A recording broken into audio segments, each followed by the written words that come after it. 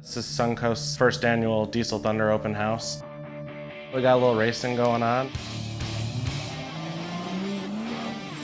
They have Dyno here, some of the fastest trucks in the country that actually run their products.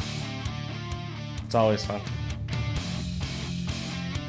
Not all work and no play. We work, and when we play, we play. What's up, man? You know, we attend most all the races, and we go to watch and support. Look at all these nice trucks out here. I'm not a believer in everyone gets a trophy, though. If you lose, you lose, and you know it. SunCoast is one of the reasons that we're as strong in the diesel business as we are, is because they keep pushing us and having us design and manufacture new and better parts. We use SunCoast because they're, top notch. They're always willing to innovate and expand the horizons of the diesel trans market.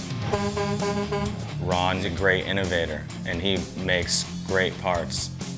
Innovators don't follow rules, they break them. My favorite thing to do in the company is R&D. So I do all the engineering for developing a new product. R&D, it's fun to break stuff and then figure out how to fix it.